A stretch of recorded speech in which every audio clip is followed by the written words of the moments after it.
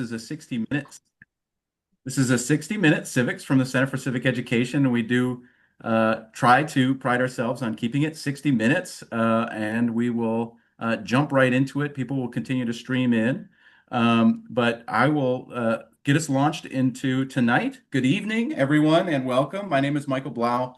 On behalf of the Center for Civic Education, I'm delighted to welcome you to tonight's session, a 60-minute civic series.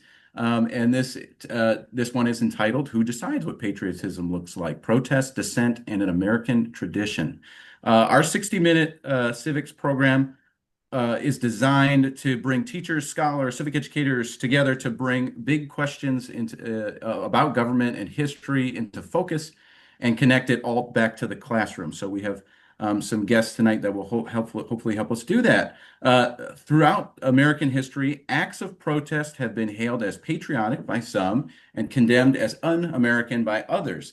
This session will explore how the line between patriotism and dissent has been drawn and redrawn over time, and we're inviting educators to help students examine the intersection of things like social movements, constitutional rights, civic identity, and the like. This conversation directly relates to one of the Center for Civic Education's flagship programs, We the People, The Citizen and the Constitution, a book by the same name and a program, which you'll hear a little bit about in the teacher perspective part. This relates to Unit 6. The concept of that unit is under this question: what challenges might face American constitutional democracy in the 21st century? And so we're talking about patriotism today, and that's certainly one of them.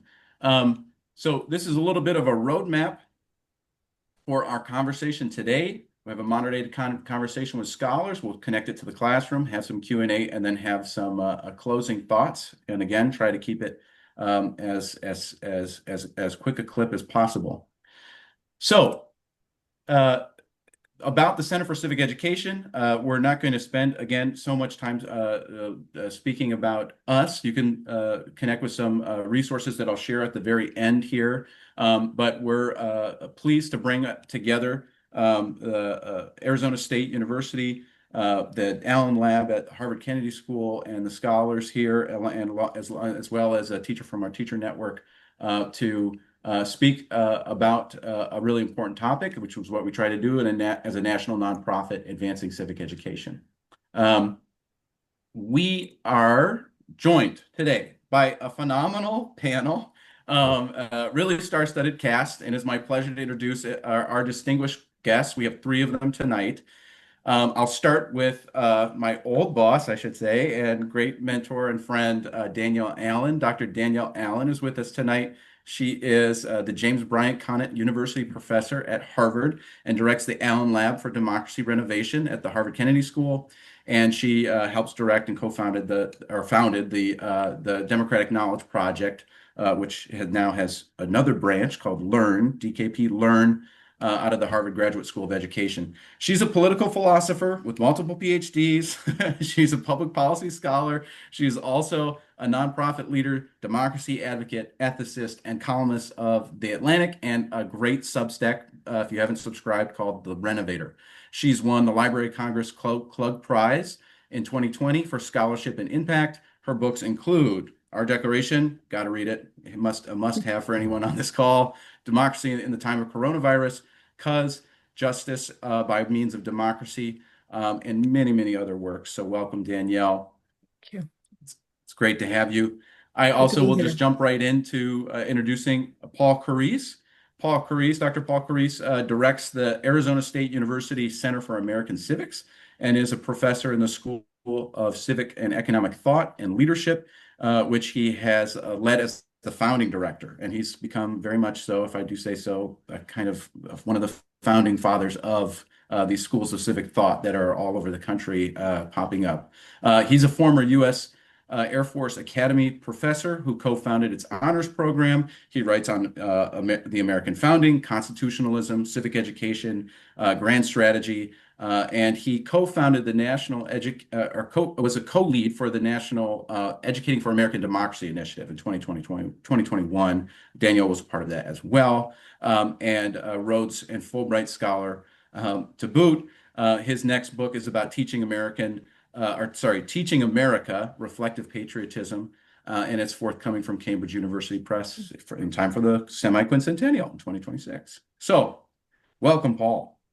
Thank you very much. Great to be here. It's great to be with Danielle. And I should say, Danielle invited me into the Educating for American Democracy report, and we can talk a little bit about why that was significant to get diverse views into a national consensus effort for understanding civic education. Great. Thank you, Paul. And later, we'll have a conversation here with our scholars. Later, I'm going to introduce and we'll be joined by Kelly Brown. Kelly Brown, if you can wave. She is a world-class teacher. She is a teacher of government and is an instructional coach, a professional development coordinator at East Hampton High School in the great Commonwealth of Massachusetts, where she has taught for the last 25 years. Her We the People class, which we know very well, is the pride of her school and community, and that is the truth. Her team enjoys continued success in the Massachusetts Center for Civic Education's We the People state competitions and has won a national championship in 2020, a very hard year to do so, for the We the People National Finals.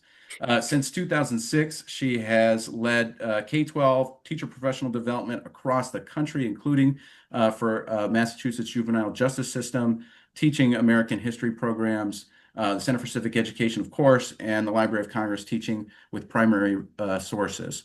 We'll hear from her a little bit after our scholar conversation on how to translate some of these ideas and how to approach them from an expert perspective, from Kelly's perspective, after the conversation. So welcome, Kelly.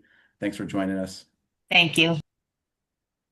And my name's Michael. I'm less important. I'm going to try to speak as little as possible now for the rest of the duration of this. I'll be moderating, but please feel free. This is recorded, and we'll post this later, and other of our partners can share it as well. But please feel free to post a question in the chat. Emily is on hand, my colleague, to help with the chat and questions, and we'll hopefully get to some Q&A after I stop talking here.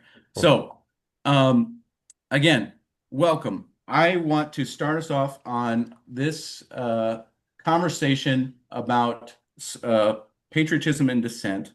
And it is I'll stop sharing my screen here so we can see our panelists. It is a complex topic. And so I'm going to start with Danielle, who is one of the brightest minds in civic education and democracy in the country. And so these are tough questions, but I'm going to go right to you with a broad question, Danielle, and that's the tension between patriotism and dissent. Has it been with us? Has it been with us since the founding? I think a lot of us have been watching the documentary series this week with Ken Burns, and I think it's solidified for me at least the complexity of patriotism and dissent. But how do you define the relationship between these two concepts, and why does this tension persist throughout American history? Michael, thank you so much for having us for that great and important question, but also just for your work. It's fantastic to be with you, one of our outstanding alumni from the Democratic Knowledge Project. So thank you. Let me actually start just by anchoring in a couple of stories, and then I will try to answer your conceptual question. For me, it's impossible for me to think about the question that you have asked without having in mind my own sort of forefathers in my family, a granddad on one side who helped found one of the first NAACP chapters in Northern Florida in the 1940s, which was super dangerous. He was taking his life into his hands. It was absolutely an act of dissent in the period, in that context. He was also a patriot his entire life, and there's never any question other than that he loved America. He loved the possibility of America. The same thing was true on my mother's side of the family. My great-grandparents fought for women's right to vote, for example. And my great-granddad marched with suffragettes on Boston Common in 1917. And that was a year when the president actually had military on the streets of DC to suppress the suffragists who were marching in DC. And he was throwing lots of people in prison to try to slow down the movement for women's right to vote. So again, same thing. I mean, they were dissenters. They had a very clear view of what was needed for freedom, but they were also they loved their country. I mean, there was never any question of that. They were institutionalists. My great grandmother ended up being president of the League of Women Voters in Michigan in the 1930s. And so that dissent was converted into a lifelong commitment actually to civic education and to sort of making sure that people had the informational bases and understanding that they needed for effective participation. So, in some sense, I think the question you're asking about this tension is how do we hold love of country and the courage to dissent together in a sort of single, unified life and orientation? And so, just to say one conceptual thing about that before, sort of passing it back so Paul can come in too. I think for me, it goes back to the Declaration of Independence and the just initial sort of basic set of concepts about what it means to protect freedom and to seek to build a self-governing society. So the project of self-government, the project whereby a set of equal citizens are free together and by working together also free from interference by external adversaries, that project is always about channeling disagreement into something stable. So there's sort of a paradox built into it. 330 million of us are supposed to govern ourselves. Obviously, we're not going to agree with each other. Yet, to have a stable world, we do need stability. So it makes sense that when decisions come out at the end of the political process, out of the end of the sausage making, some sausage arrives, right? It makes sense that you want that sausage to be kind of stable. And so that ends up putting an emphasis on legitimacy and trying to make sure that people accept decisions and the like. And so dissent has to have a limit. It has to accept loss, for example, if a vote goes against you. You can't resort to violence. You can start the process over again by the rules of the game. But that, I think, is the important point, that dissent has to have a limit because we do also need to stabilize decisions in order to have stability and ongoing sustainability for this very complicated project of self-government that we are engaged in. Thank you. Yeah, and Paul, I will hand it over to you. The tension. How do you define patriotism, and what do you know about of the tension between these two concepts, dissent and patriotism? Well, thank you so much. And I'll echo Danielle about the great work that the Center for Civic Education has done across these many decades. Terrific question, giving us an opportunity to talk about it. I think we're going to talk a little bit later about a term we used in the K-12 study, Educating for American Democracy, a rational patriotism or a reflective patriotism. I think that tension has been there to put together the love of country, gratitude for country with argument, a rational element of discussion, and then disagreement and dissent. It's been there from the beginning. I'll just give one example from the Declaration of Independence. Danielle's terrific book, Our Declaration. A major theme of it is that the Declaration arises from discussion and debate beyond the walls of the Second Continental Congress, but prior to it, within it. And one example that's really quite striking, I haven't yet watched the Ken Burns documentary, so I'm not sure if he discusses this, probably not too much to do. But anyway, John Dickinson of Pennsylvania, rather prominent figure, absents himself at the very end because he wants the Pennsylvanians to be able to vote, and he wants the whole vote to be unanimous for it, but he still does not believe that this is the right path. There might be a possibility of negotiation and some kind of reconciliation. The vote happens. The declaration is public. We are fighting officially for independence. He joins the Pennsylvania forces in the army, in the American Continental Army. So dissent, but within the kind of sausage making that Danielle just mentioned, right? He's an American patriot. So he had his opportunity for dissent, and now he's going to support the new nation, the new national cause. I'll just give one other example that I remember encountering as an undergraduate 40 years ago in college. Extraordinary story that the anti-federalists, the opponent, as they got the unfortunate name, the opponents to ratification of the Constitution, they're dissenting from what was a very prominent set of political leaders, George Washington, Benjamin Franklin, others, saying we need this new national form of the Union, national government, federal government. And we all are indebted to them most obviously for the Bill of Rights, for leading Federalists in various state ratification conventions saying, okay, we accept it. We should have had a Bill of Rights in this, and we pledge once we get the new Constitution and a new government will adopt a Bill of Rights, which James Madison, very prominently among other Federalists, keeps his word on that. But the fact that they wrote regularly, quite passionately, but also very intelligently, also gets to a deeper point that the Constitution arose from debate and then even from this dissent. Once it looked like it had elite opinion in favor of it. Who wants to disagree with George Washington and Ben Franklin, right? So it's a wonderful point I remember encountering as an undergraduate that America itself comes out of in its constitutional order, right? But also the Declaration comes out of the debate, of the disagreement. And there's one side that, in a large sense, you could say, well, loses the debate, and one side wins, but then the debate keeps going. So I think this is a characteristic of our country, and wonderful that Danielle talks about events in the 20th century and still now in the 21st century that would make sense of all this.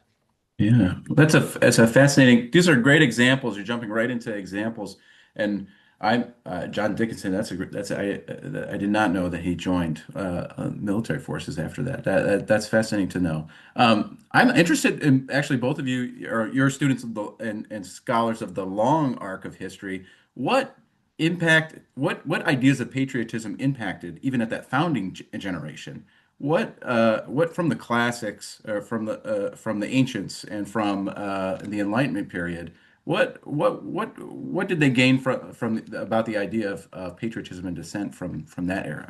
I'm putting you on the spot a little bit, but whoever has any thoughts on that.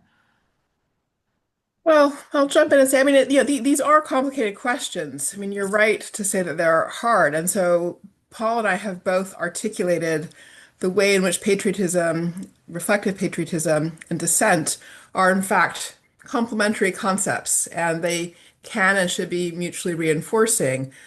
But I think when we articulate that, we're also articulating an ideal. And of course, practice doesn't always hit that ideal. So, in the period of the Revolutionary War, to start there, and then we can go back to antiquity, um, folks didn't always handle dissent so well, right? So when John Adams defends the British soldiers, he takes a lot Yeah, of abuse for that. Or there was a point when Thomas Paine published a set of pamphlets that were critical of how people were planning on organizing the relationship between the colonies and the emerging national government. He got beaten up on the streets of Philadelphia, right? So in other words, there's the ideal, and then there are the realities where we have often struggled to respect dissent, actually. And you can roll the camera forward to the Vietnam War and think about the complexity of that moment. Or I would say you could roll it all the way back to ancient Athens, and there's the sort of iconic figure of Socrates who casts himself as the gadfly of the sort of lazy horse of Athenian democracy. And he considered it his job to go around asking people questions and trying to get this horse to get back into healthy shape and so forth. And Socrates, terribly as we all know, is executed by the Athenians because at the end of the day, they find his dissent, strictly speaking, unpatriotic, right? Actually undermining the social fabric of the city. So, at any rate, there's the ideal and then there's the reality. And we have always had struggles about the relationship between those two things. Paul, what Uh, influences on the founders and the founding generation on these ideas? Well, that's very helpful, Danielle. And I guess I'll extend it a little bit to actually think about the structure of our constitutional order itself as Mm, trying to learn lessons from Greek and Roman philosophers and also practice, and especially the practice of the Roman Republic, which developed a complexity to make sure that different we would now say classes, right? Different Mhm. classes and James Madison would say interests had some offices and some capacity to express concerns and perpetuate debate, which also meant in effect dissent, while keeping the Roman Republic together, a Mhm. very difficult challenge. mm, And so I am a scholar of Montesquieu, Enlightenment philosopher. One of the first people I studied about Montesquieu as an Enlightenment philosopher was William Allen, Danielle's father, a very prominent Enlightenment thinker who deeply influenced the American founders, thinking about the state constitutions, which precede the federal constitution. So our ideas of separation of powers and also of federalism coming from this philosopher, and he's learning from the Roman Republic in particular and Roman philosophers and jurists. Think about how you could structure a political order to give space for dissent and space for difference so that, as Danielle was saying earlier, we're never going to agree in a republic with any degree of pluralism, and we've only become more pluralistic over 200 years and more. You're never going to agree, so can you get constructive disagreement, just enough agreement, and you know that's never going to settle certain issues, so you can hold together as a polity, a republic, and yet it's legal and it's protected, and in a way it's respected by everybody, that you might be in the majority on some points and you're in the minority or dissenting on other points, and to build this into your political culture. Then in America, beyond any institutional channels, we've always had this idea of protests, like out in the streets. And things are not working well through the complicated constitutional institutions that we have, and then there's always that sort of outlet beyond political institutions and structures. These are just so many great examples. I'm glad I could get some thoughts on even pre-American history. That's great. I'm curious though on there's a lot of educators on here. There's a lot of scholars that people would be interested in hearing your take on what lessons educators might draw from a few of these moments that you've highlighted. You can feel free to throw out another one. But what might educators draw from these moments to help students think about and think critically about some of these examples throughout history? Maybe Paul, I'll stay with you. Well, I'll offer something of a more conservative point of view, small c conservative point of view, that Sure. there's a certain romance about protest and dissent, um, we might overlook, the possibilities of violence, as Danielle was just talking about. That you, if the aim is to change public policy, change a law, prevent a law, something like that, you do want to keep in mind the ultimate objective to have, as Danielle was saying earlier, a kind of legal and political and social stability. And so the risk of protest undertaken in a certain way is that it could be more destructive and perhaps damaging, with possibility of violence. Is that the balance of that? Is that worth that mode of showing why you think position A is more just, and is the policy path we should take? Is it worth that price? Of course, this is part of the genius of Martin Luther King Jr. in the 20th century to arise, settle upon this idea of nonviolent, peaceful, loving protest. He's invoking the idea of love and invoking Gandhi and soul force, not physical force, and you are showing respect to everybody, including the people with whom you so strongly disagree and you're dissenting from, by the peaceful and loving and disciplined mode of protest. And of course, extraordinary violence was visited upon King and that civil rights protest movement. So my conservative point, I guess, is to think about, is it really necessary to move to protest like in the streets and demonstrations, or might you think about ways to try and shape discourse and work through institutional channels? I think a lot of us don't have a great knowledge about the constitutional order and our institutions, from local level to state level to constitutional level. So it's a very American thing to dissent and to protest out in the streets, so to speak. But we might want to also keep in mind, have we used all of the opportunities and channels and institutions available us to work toward achieving a sort of constitutional majority, right? Hmm. Everybody's had their chance to say something, and now we've settled on something that's pretty good, not perfect, through our institutional mechanisms. Danielle. Sure. So I think the only thing I would disagree with there in Paul's comments is the suggestion that his comment is specifically a conservative point of view, small c conservative. That is to say, I think it's a good articulation of core principles of constitutional democracy that people from across the political spectrum can affirm and should affirm. In some sense, when I'm trying to teach kids about dissent, I do think it's important to communicate that there is a scale of dissent. I think it's important to communicate that the institutions were built to process dissent. So, in other words, your first stop, the first place you should go is to the institutions because, voting is a way of communicating that you disagree. Writing to your member of Congress or to your city council member is a way of communicating that you disagree. Going to town halls, running for office, and offering a counter proposal is a way of communicating that you disagree. So we have this incredible toolbox precisely for channeling dissent. And so, in that regard, I do think it's important for us to help everybody sort of learn that there's kind of a ladder of engagement. And you want to really, start with the pieces that are built for processing dissent with the idea that, again, protest in the streets is sort of the last step, right, on a ladder. And you only really do that if you've done all the other things and you haven't achieved any openness to debate. That's what really matters. So that's sort of one principle that there is this ladder to pay attention to and make sure you understand all of its steps and what it justifies moving from one step to the next. And then the second really important principle is to keep one's dissent within the bounds of nonviolent commitments.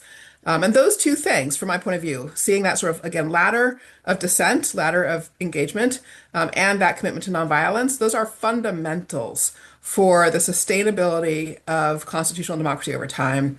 They are fundamentals for the practice of self-government among free and equal citizens. And again, it's that practice of self-government that should have our allegiance, that should have our love. And then we love our country as well, the place that nourished us, gave us a chance to grow up and practice self-government precisely because it has anchored the stability of our chance to participate in that practice of freedom, of self-government, and therefore freedom. I might end up pushing both of you in a little bit of a way here too, because one thing that's been struck me by watching Ken Burns' first few episodes of the American Revolution, which is excellent, is the early American Revolution was obviously full of dissent, and much of it was not very peaceful. Some That's of it right. was extremely violent, and then it Yep. obviously spilled into full-blown war with the American revolutionaries calling themselves the Patriots Yep. as being patriotic. And so, what was the limit? What was the wall? I understand that both of you were on your obviously very well versed in the Declaration, but what in your mind, what was the wall between dissent and spilling over into violence or outright war at least the revolutionary example? Well, Yeah. I'll start by continuing Danielle's point and working sort of backward from the 20th century. That the reason we think of the women's suffrage movement and we think of the civil rights movement with race and Martin Luther King Jr. as such classic examples of patriotism and dissent is that the women the women are literally disenfranchised. They don't have access to the institutions. And in the 20th century case with Martin Luther King, they're de facto disenfranchised because of racial prejudice and Jim Crow laws, et cetera. So the analogy to the 1770s is a claim of disenfranchisement, right? No taxation without representation. That there had been a culture of self-government in the colonies for 150 years or more, and this is being challenged and in fact repudiated and canceled. And a peaceful mode of discourse and protest and dissent and petitions had not worked, and there's escalation, so to speak, on the imperial side from London, and so even very kind of conventional, uh, you know, people like George Washington, right? The establishment, so to speak, people with a lot at stake. If there's a war, a lot of property and other things at stake, they decide they had no choice at some point than to say will have to invoke a natural right of liberty and of rebellion. But notice they debate it and they deliberate and they write and they argue. And so this is part of the reason why the Declaration is such an intricate document. They want to declare the causes, declare the fundamental principles, both of natural right and philosophy and laws of nature, nature's guide,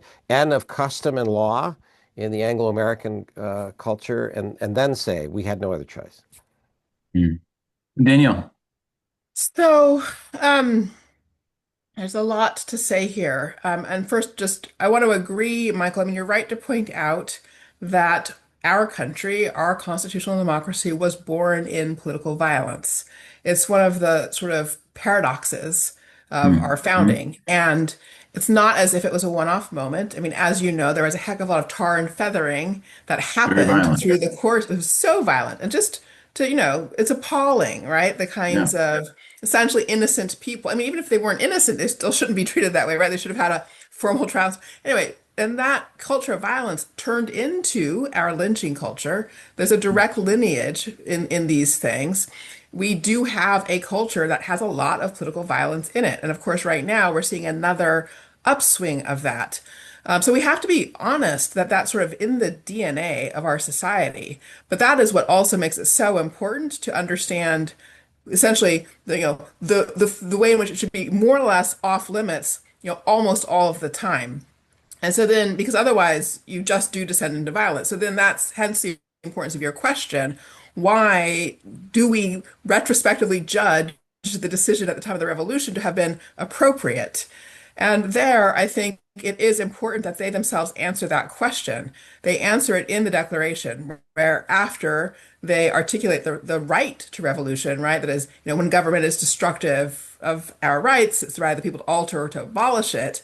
Then the very next sentence is that, governments long instituted should not be changed for light or transient causes. Okay?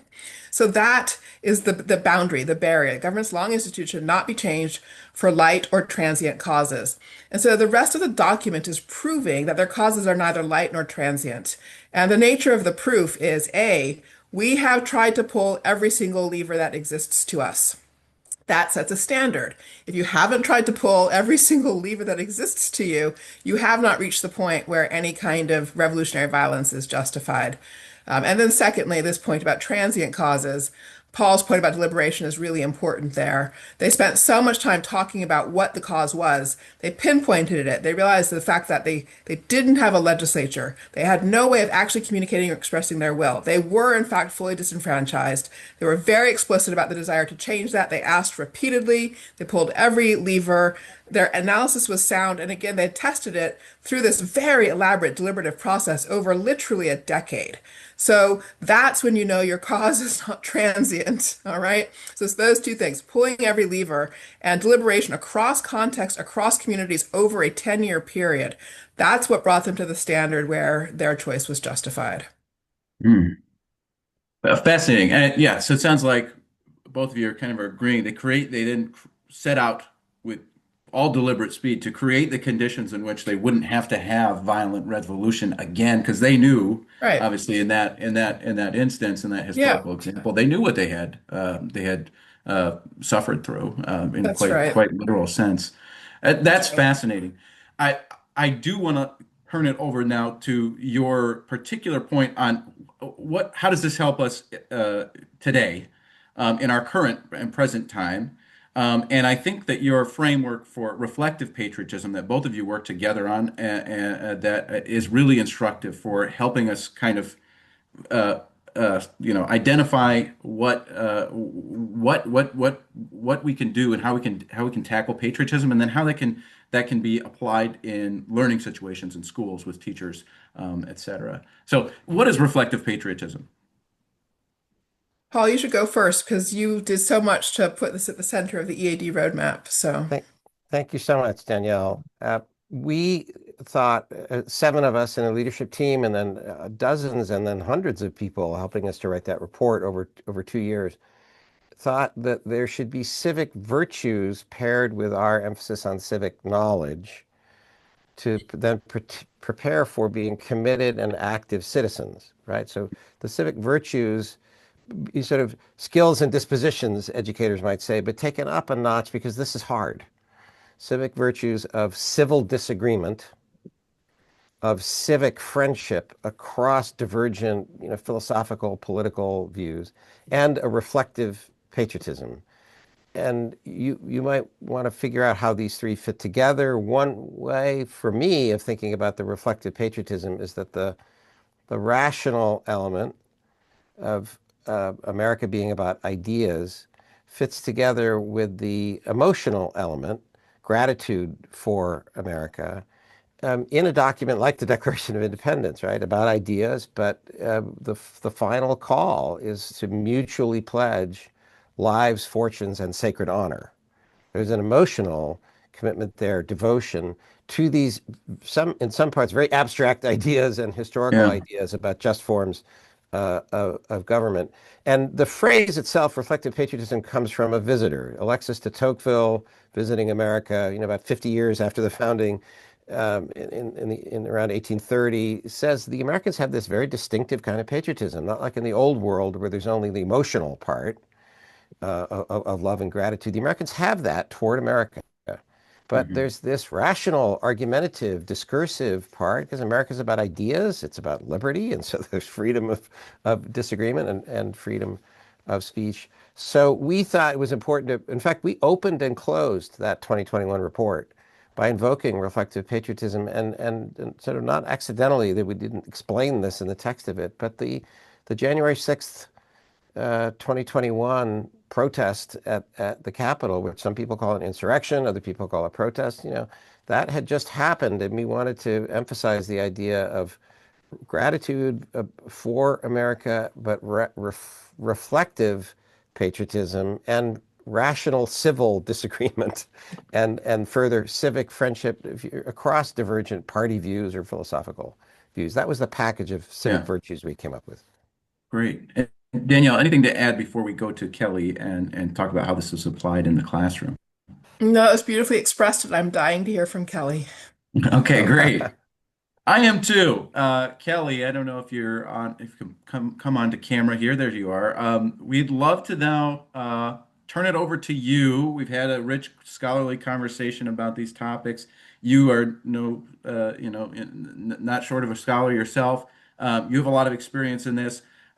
We'd love to turn over to you to get an educator perspective of how you address these kind of topics in your classroom.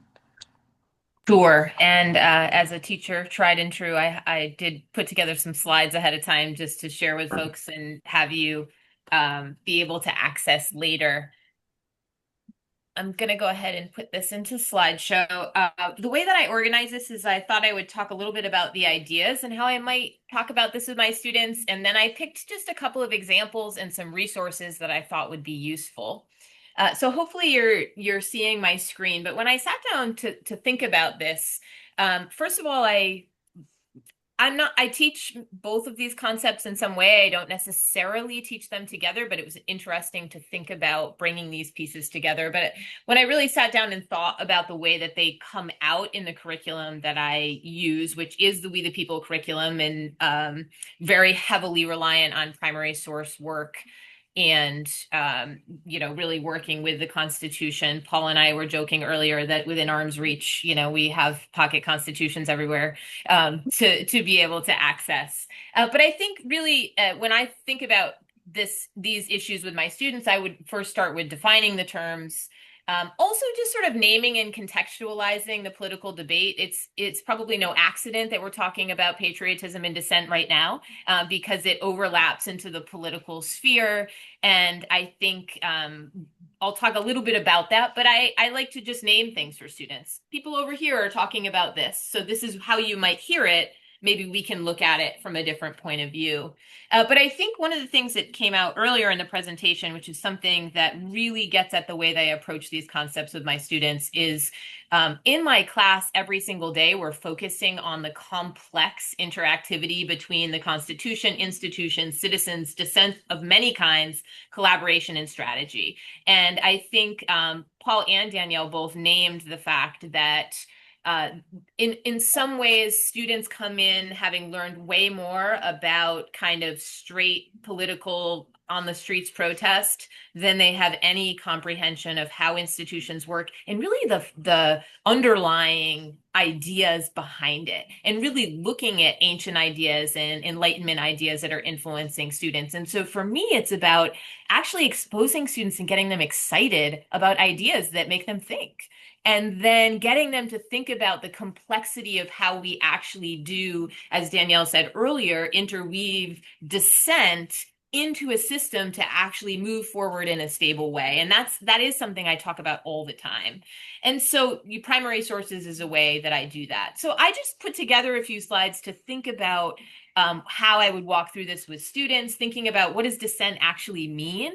It kind of has developed this almost like pejorative connotation sometimes, but I think really it means to think or feel or express difference. And patriotism is about serving, defending, protecting, loving, attaching. I love, Danielle, the way that you said, like, this is what gives the stability of our system, is what gives us the opportunity to practice these things. And that's a big theme in my classroom. We start the first day with the pursuit of happiness. I say, we'll talk about the institutions later. What do they mean by the pursuit of happiness, and how does that connect to civic virtue and those ancient ideas? And so really, then, like, what are the types of dissent? Right? The devil's in the details a little bit here. It's not one thing. You've got dissent within institutions, outside of institutions. You have the right to petition, which is essentially outside in. And then you have lawful, unlawful, peaceful, and violent. And it really matters the way that we talk about that. And then, I think when we talk about patriotism in a republic, it might be different, as Paul just mentioned, than patriotism, say, in France, what that looked like. You think about, it's about embracing institutions, liberty, self-governance, stability. It's about civic virtue. Are we serving? How are we serving our communities, our country, et cetera? And then also like a commitment to principles. That's something also that sets America, I think, aside from European governance, right? Is that we're talking about uniting around principles. And these are all things I think that are a part of that. And then, I just made the point, and we start from the very beginning, that the Constitution is grounded in and begins in dissent because of patriotism and a growing patriotism. And these ideas, republicanism, representation, civic virtue, popular sovereignty, they can't exist without dissent, but they also can't exist, self-government can't exist without some form of patriotism, right? We can rely on our auxiliary precautions only so much. And we have to also have that virtue and love, or else it goes away. And so, I also grabbed a couple of the anti-federalist concepts. I don't know that I would call Jefferson an anti-federalist, but he's expressing some concern at the time about the Constitution. But what I love about these quotes, and, you always come in with a little bit of imposter syndrome when you work with amazing people. And, when you said earlier that, this idea of sort of like you're dissenting within the system. And I really like this Patrick Henry quote, because obviously he was a serious thorn in the side of James Madison in so many ways. But when he's defeated at the ratification debates and people want to, stage a rebellion, he says, I'm going to continue in a constitutional way. I'm going to fight, but I'm going to do it in a way that works within the system. And I think that is a message that I'm constantly trying to help kids get excited about and think that it's really interesting. And they do. I threw this quote in here as well, because I think this is a difference between the founding generation and now. This Bernard Bailyn quote is actually in the beginning of his the book that he did with Bob Allison. But he says, it was fear of the encroachment of authoritarian rule that drove the fierce debate in 1787. on to its conclusion, but it was passion for the highest ideals of statecraft that kept the debates aloft from the squalor of angry disagreements. Now, I'm sure we can agree that there were some angry disagreements and some squalor that was involved in that, but I think there was some attachment to what all those risks that had been taken, and people had been through so much to get to where they were. They knew what was at risk, and that's something I really talk about with my students, is just this idea that everything they had been through, what was going to happen if it went away? And so that love was so dear to their hearts, and just how do we continue to bring that to students? And so I just want to talk about a couple strategies I use with my students to get at that complexity. And then I'm hope we're going to have some time for questions, which will be amazing. But there's three things that I like to focus on to get to the complexity. One of them is historical inquiry. I use inquiry every day with my students. Be the People program, which I'll talk about in a second, to me is the ultimate inquiry, complex inquiry work that you can do. But also just some other smaller strategies like hexagonal thinking, or like building connections. Over here on the left is an example of something that I'll talk about in a second, that's kind of like, how do you see all the pieces involved in institutional change? And then if you haven't used the Right Question Institute's question formulation technique, that's also really fun to get students to really investigate and think about points and questions in primary sources. For anybody who hasn't been involved in the We the People program, it is as far as I'm concerned, and it's what I do, so I'm just going to put it first. It is life-changing for teachers. It's life-changing for students. I knew so little about the Constitution and about my country in this way before I started teaching We the People. It has been an incredible learning experience for me, but students dig deeply, right? It's not a simple like, oh, we're going to learn about this protest, or oh, we're going to learn about the draw the three branches of government. You know, you said, Michael, in the beginning that this is a Unit 6 question. But when I went and I pulled actually a Unit 2 question and a Unit 5 question that I think are— We've been talking about Unit 1 the whole time. Yeah. Yeah, Right. exactly. And that's all I ever talk about is Unit 1 and Unit 2. Right. But the point is if you take a second to look at these questions, students are really unpacking complex ideas. It's not simple. And that's what I think they really need to engage with, is complex ideas about their government, and how do they actually create change, and what does that look like, and how do they honor what exists already and what people are doing for them to actually give them the space and time to be able to practice. So the We the People program is absolutely incredible and really helps students get at these complex issues. Additionally, I worked with Kelly Reichardt at the center, and we developed a civic virtues series that's based on some materials that the center has had for a very long time. This series is great. It's for fifth graders and fourth and fifth graders. So really getting young students to deal with the complexity of what these things look like.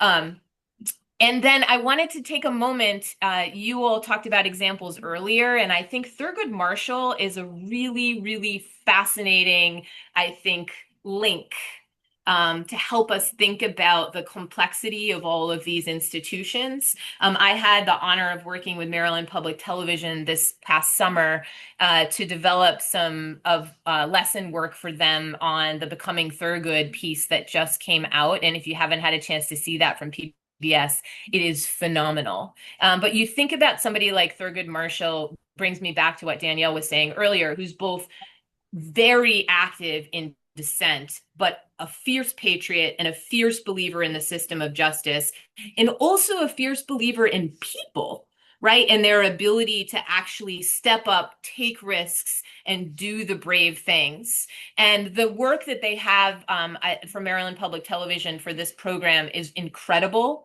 And one of the things we worked on was scaffolded material for every grade level. And they really get at the complexity of how to hold both, I think both patriotism and dissent at the same time, but also the complexity, right? It's the long game that's being played this whole time. done, but also Thurgood Marshall is attending to the details and helping people and, helping somebody escape the death penalty, or, he's really thinking about the impact that his work is having by asking people to step up. And there's one moment in the film where his son says something to the effect of, "I remember riding with a train on with my father late in his life, and there was a tear running down his eye. And he said, I go through these communities and I think about all the people that took the risks to protect me, to sue in court, to be brave, to share that dissent because they believed in the system and they believed in me." And that to me, again, is that feeling of like, I love my country, I believe in these principles, and we can be a more perfect union, right? What does that mean? And what are people dedicated to doing?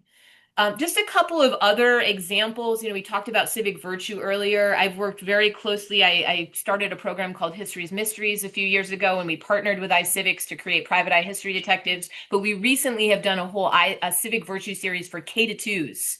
That really actually look at happiness and the pursuit of happiness and what was civic virtue and those types of things. So that's another resource that people might use.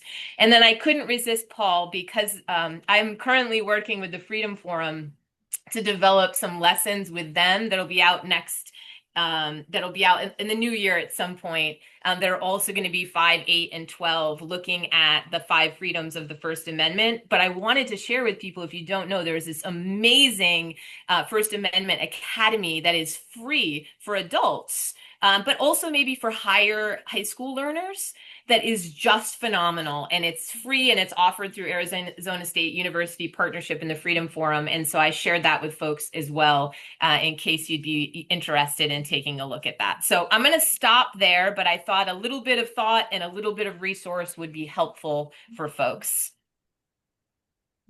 That is excellent. Thank you. It was a tour de force, Kelly. That was great. I'll put 2 links in that you mentioned in the chat here, but we do have some great questions, and we have a little bit of time to get back to some great questions on Kelly's points here on resources, tactics, strategies for teachers. I wanted to jump right to this question. In the early republic, civic virtue was seen as essential to the success of self-government.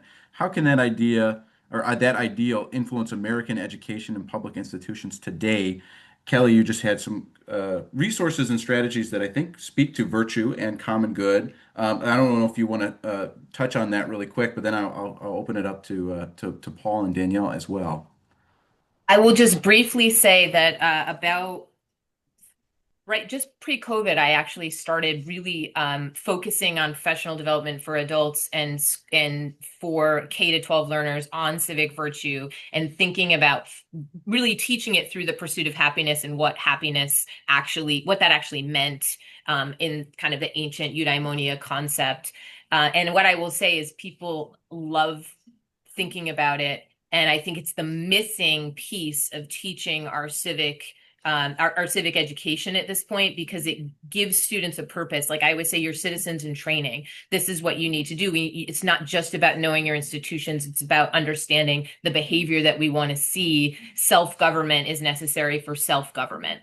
And so I really think that this is something that needs to play a central role in K-12 education, in thinking about not just that philosophical underpinning, because students really think the ideas are interesting, but also thinking about what does it mean to self-moderation and self-control, and what behaviors do we actually want to see in our communities. That is a piece that I think actually brings that patriotism out in students. When I think about what makes my students love what they're doing, it's the complexity and understanding, but it's also that feeling of like, I can control myself and that makes me feel good.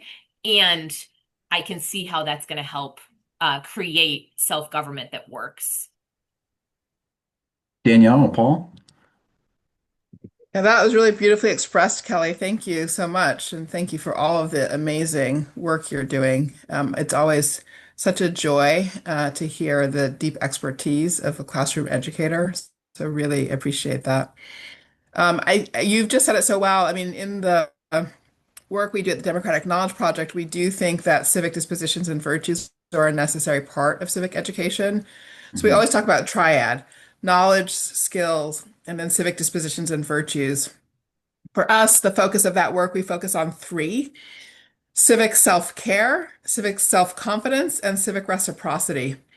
And civic self-care is the sort of thing, Kelly, that you were talking about. It's sort of preparing yourself internally so that you can also be an effective external actor. You can also be prepared to protect yourself from people who aren't as well, self-regulated as you may be, and so forth.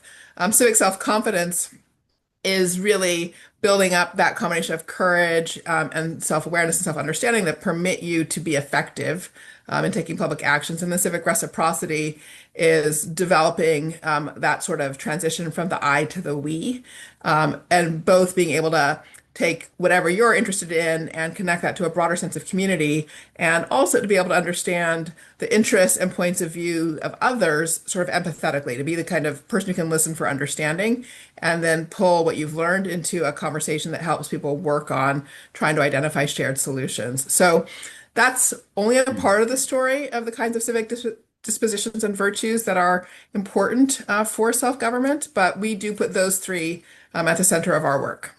Yeah, excellent framework for that. Paul, thoughts on Thank you. that? Thank you. And I'll echo Danielle's gratitude for Kelly and the presentation and all your great work. I'll just briefly reiterate the three civic virtues in the EAD report and suggest think about how our civic culture and our political institutions and our office holders would be functioning more effectively and constructively if we had more civil disagreement. And if we thought about electing people to office or appointing people to office, thinking about civil disagreement and civic friendship, that we're all in this together, and Americans, citizens, aspiring citizens, even if we have very strong and rightfully strong differing points of view. And then this reflective patriotism. And the reflective patriotism one, just to make a point, for educators, this is significant because it provides a sense of community. We are in this together, citizens and aspiring citizens, and motivation to study. It's hard work to acquire civic knowledge, to discuss and disagree in a classroom. It's hard to acquire these civic skills and dispositions and virtues, and then to practice them. So the motivation to do it, that you're grateful for America. America is not perfect or complete, and we discuss, we argue, we disagree. And just one teaching tool that we developed in our higher education setting, a pocket constitution to which we add to the Declaration and the Constitution, all the amendments, Lincoln, the Gettysburg Address from 1863, and then 1963, Martin Luther King, the I Have a Dream address, to capture, just to take King, in that extraordinary address, he clearly has a reflective patriotism. He invokes the magnificent words of the Declaration of the Constitution. He praises the architects of our republic. He sings at one point, "My country, 'tis of thee." If we were really being treated justly, we could all sing this together with full meaning. And then the civic friendship. He's not being violent. We're all Americans in this together. We're just asking for our rights and equal treatment. And then obviously civil disagreement. He's standing for that principle. Speaking of civil disagreement, I do have one question that may get us to disagree a little bit within the final minutes here. If we go over, the people that go past the 60 minutes might get some juicy disagreement. But it's a good question because it's nice for us to talk about historical examples of patriotic protest. But the question posed in the chat was, do you have, and then you might feel free to disagree, are there current day contemporary examples that you think are good examples of patriotic protest? And this will I'll open it to Kelly, Paul, or Danielle. I'll just say, in relation to Danielle's earlier comment, since this has shown itself to be a weakness in our civic culture, elections are obviously a crucial part of American self-government, from the very local level, towns and counties and states, up to the national government. And the constitutional but also civic virtue principle that you lose some, you win some. We use very strong language about elections. We use language of battles, campaigns and fighting. But to keep it within the civic virtues and within the rule of law, to say, okay, we lost this one, and we're going to keep arguing. and we're going to keep advocating, and we're going to keep fighting. We even use that language. But we're sticking with the rule of law, and we're sticking with the principle of elections, and we're working within the structures and institutions that we have. So I think any public servant you see, elected or appointed, who's sticking within that view, okay, we lost, but there's another election coming, and we're going to argue, and we're going to advocate, but we're going to, in the meantime, also govern, and govern maybe as the minority party or the minority point of view. That's, I think, noteworthy and maybe too little represented in our public discourse. So like institutional, protest from within, utilizing the mechanisms of government. Danielle, Kelly, thoughts? Yeah, and I mean, I think that's a really important point to make over and over again. And you can point to examples in Congress where people stand up and vote no on something, and it's important to recognize those as moments of dissent as well. Hmm. And you asked about protests specifically, so that's sort of, the last step on that ladder of engagement. I mean, I think you can take both the Tea Party actions in the sort of 2010 to 2012 period and the No Kings actions now. The Tea Party actions are a mixed bag because there were some contexts where people showed up at town halls in forms that actually made the town hall non-functional. So that, from my point of view, would be crossing the line. But there were also lots of people who organized and showed up at town halls and boisterously communicated their points of view and didn't cross the line. The sort of town hall remained functional. So that would be a case. And now the current No Kings sort of, standouts and movements as well, where people have done a pretty remarkable job of maintaining a kind of culture of nonviolence, and those would be two cases one could look at. Yeah, Kelly, any final thoughts? I do think there are lots of examples. So maybe just to come back to what I was talking about earlier, which is sometimes protests can be nicely paired with institutional change in a way that both are necessary. You think about like Morgan v. Virginia, where buses and terminals were supposed to be desegregated, but they weren't. And so, the freedom rides then were what were necessary to push that, or, Section 504, and some of the disability protests, like the climb protests that took place. You see that sometimes the levers need to be pushed from multiple angles. And so, sometimes things end up in violence that aren't actually created from the people that are protesting, or sometimes things are disruptive. But I think the end, if they don't turn violent by the people protesting, and sometimes they're needed when there's an institutional track that needs to get pushed. Sometimes those are really good examples to show how they work in tandem. Yeah, excellent. Those are excellent examples, and more important, deeper thought behind how you are thinking about protest and dissent and patriotism, reflective patriotism in our current age. Um, I want to note that we are at our time, and I want to thank you all so much for this just incredible conversation, incredible resources, thoughts, insight. And I, want to especially thank you all based on what I think I said before we started. You all live multitudes of lives and have lots of different work in front of you, and you still continue to devote time to the civic education and the Center for Civic Education and our programs, and being here with our network here tonight. I thank you so much. So from all the people that are muted and have their screens off, we are giving you a round of applause. And thank you for your service, especially. Um, I will just go ahead and wrap us up here. Just want to say thank you on behalf of the Center for Civic Education, and tell you to stay in touch with us. Yeah, we've few links in the chat. We will, as I mentioned at the outset, we'll share these slides along with Kelly's slides. I hope, if that's all right, Kelly. and then be able to share all these links and resources that aren't ours as well, and links to work and all the good things that are being done by the Allen Lab, by Paul and ASU, and all your affiliate organizations, JMC, all of that work. So we will be sure to stay in touch with you. If you stay in touch with us, we'll continue to give as much back as much as we can possibly hope. And I just will make a note. The next week, Thanksgiving is upon us. The Center for Civic Education will be at NCSS the following week. I know DKP will be there. Paul, I'm not sure about your entity, but it's a great chance, and it's in Washington D.C. there to see us. Yeah, Kelly will be there, I'm sure. And it's a great chance. We have a number of different sessions. This will be in the slides as well. With our crew, we have a booth, which you can see.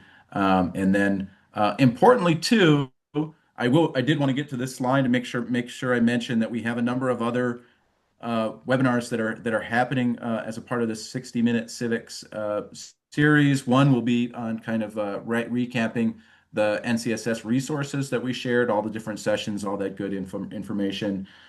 We have a great webinar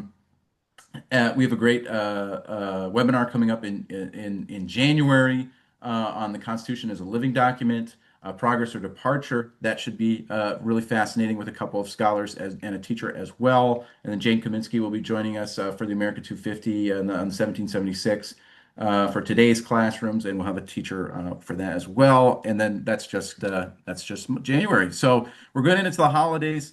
I appreciate all the time that you are spending with us, and giving your evening to learning and deepening our own self-knowledge, our own knowledge about civic education in our world. So thank you, Danielle. Thank you, Paul. Thank you, Thank Kelly. you, Michael.